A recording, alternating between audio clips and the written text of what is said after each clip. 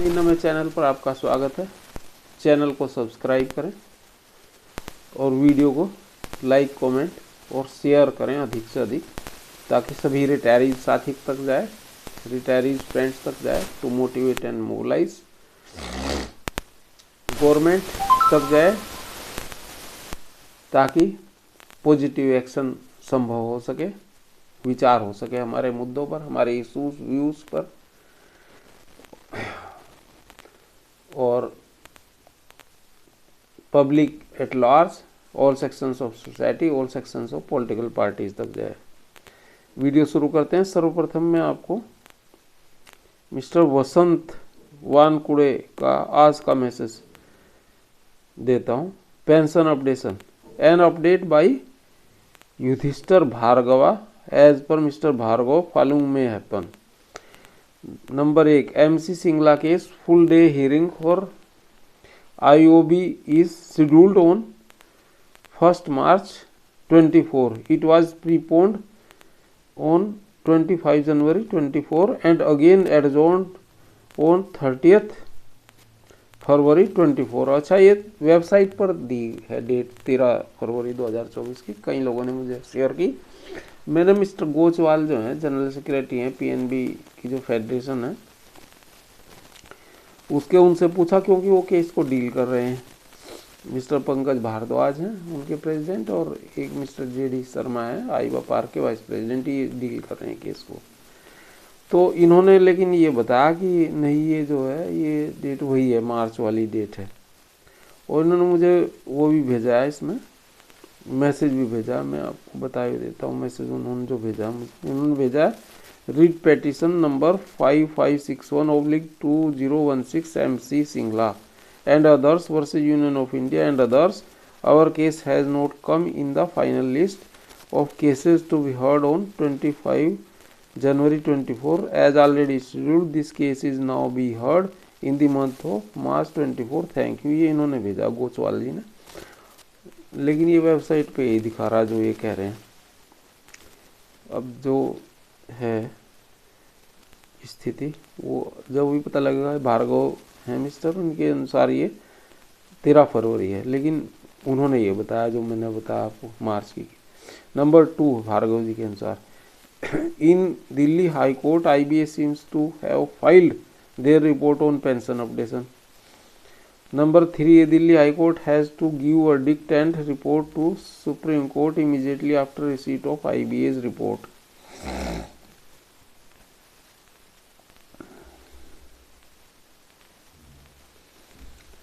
Number 4, accounting for scheduled IOB hearing as of 1 March 24 in Supreme Court will give judgment somewhere in March 24। ये इनका version है, आवश्यक नहीं कि ऐसा ही हो।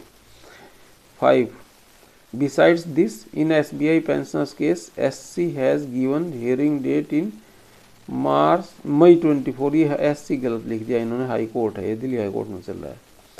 16, Kolhapur 12th BPS stay case, Mumbai High Court has given 8 weeks adjournment to IBA appeal. Now the Canara Bank appeal challenging authority of Kolhapur court is ruled on 29 January 24। Since DFS and Labour Commissioner Delhi is also party to the appeal and UFBU has failed to appear in Kolhapur court, it is likely that stay may be granted by Kolhapur court on 12 फरवरी 24। इनका ऐसा कहना है कि 12 फरवरी 24 तक likely है, दिया जा सकता है stay.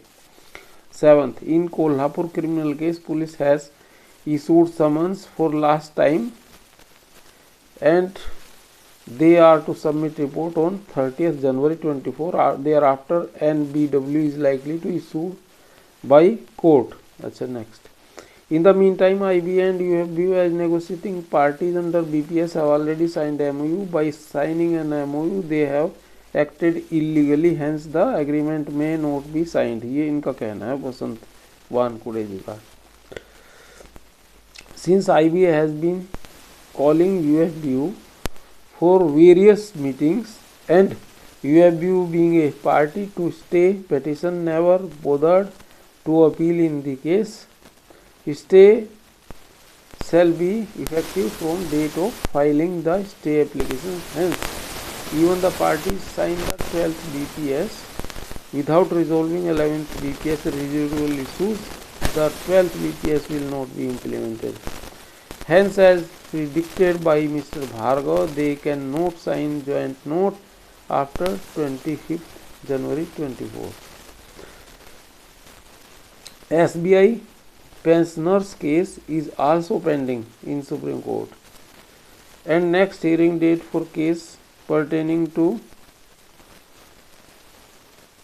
retrospect effect updation is given on 1st May 24. ये से ऐसी गलत लिखा, हाई कोर्ट है, दिल्ली हाई कोर्ट में है. Keeping in view all these factors, even after Kerala High Court judgment on 7 February 24, updation issue of if at all is concluded by with SC judgment in March 24, the payment may linger till May 24. Regarding right of modifying regulations by parties with the help of joint note at any time seems remote, since joint note has no force of law. So be assured they will have to drop the idea of payment of ex gratia and start thinking of payment of pension revision on RBI line only. वसंत वानकुड़े, कोल्हापुर, 25 जनवरी 24. ये आज का उनका message है.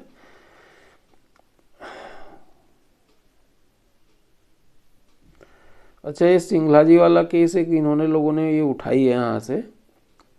सिंघला जी वाला नहीं, ये हाँ सिंघला जी वाले केस में ये इन्होंने उठाई है, इन्होंने डिटेल दे रखी है. तो इन्होंने वेबसाइट पे 16 यही लिखा है 13/2/2016. ये नंबर दे रखे हैं वही 4295/2016 और ये 3/2/16 को रजिस्टर हुआ था केस. डेट वगैरह CA नंबर वगैरह सब है इसमें. लेकिन वही है कि उनका जवाब ये है कि भाई ये मार्च में सुना जाएगा. और बार बार ये हो रही है, बढ़ रही है डेट. ये अच्छा नहीं. लोग बाग इस पर बड़ा रिएक्शन दे रहे हैं कि भाई ये कह रहे हैं. अच्छा, एक मेरे वानखेड़ी जी के ऊपर ही मेरे मित्र ने भेजी है प्रतिक्रिया. रायता फैल चुका है. श्री वसंत वानखेड़ी जी के पत्र के माध्यम से ज्ञात हुआ कि बहुत जल्द कुछ UFB नेता और IBA के अधिकारियों की गिरफ्तारी हो सकती है और गैरकानूनी रूप से पेंशन रेगुलेशन 35 से छेड़छाड़ करने के आरोप में अब 12वां वेतन समझौते के अंतिम रूप से हस्ताक्षर होने में स्टे लग गया है. इनका कहना है ऐसा, लेकिन स्टे तो अभी नहीं लगा, नंबर एक बात. और गिरफ्तारी का हमें नहीं पता किस हिसाब से गिरफ्तारी करवाने हैं, लेकिन हाँ कुछ लोग ऐसा कह रहे हैं.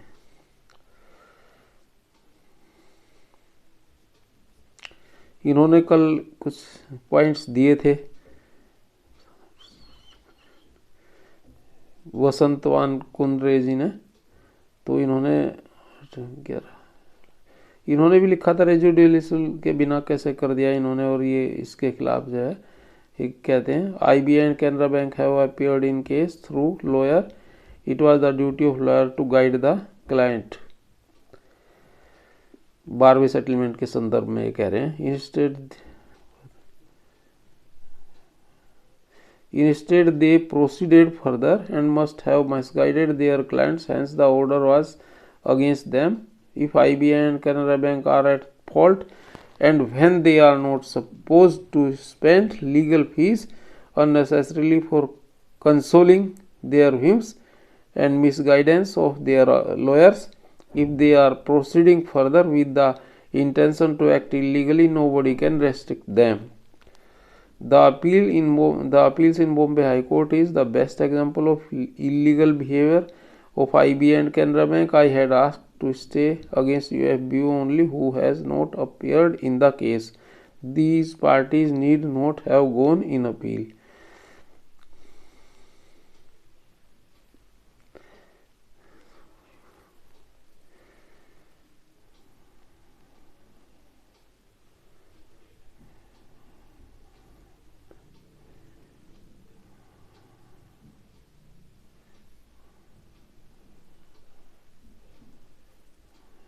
वो कह रहे हैं in addition an organised crime petition is also pending in supreme court against this. The writ is also pending in Bombay High Court for retrospective effect of DA to be given instead of prospective payment being given to pre-2002 retirees. Moreover, the refund of the premium is demanded since 2015 with IBA dared to have an agreement with unions stating that retirees don't have contractual relations.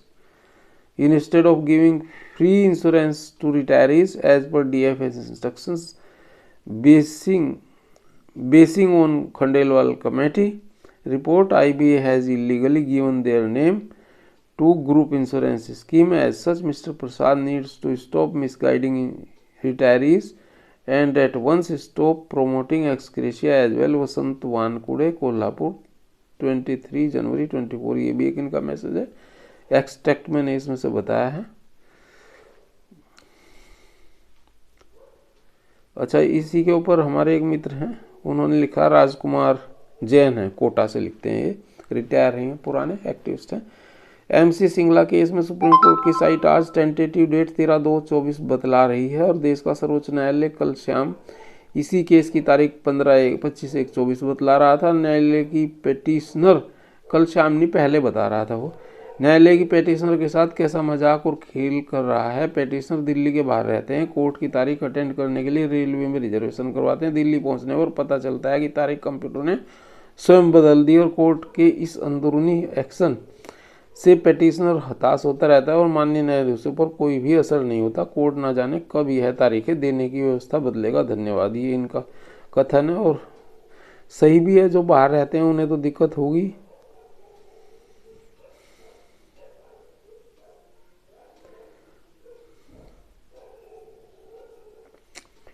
तो ये कुछ थी ये चीज़ें मैंने बताई आपको। और एक चलो, धन्यवाद साथियों, नमन, क्रांतिकारी अभिवादन। सभी लोग स्वस्थ, प्रसन्न, मंगलमय रहें सपरिवार। जय भारत, भारत माता की जय, वंदे मातरम, जय सनातन समाज संस्कृति, जय श्री राम।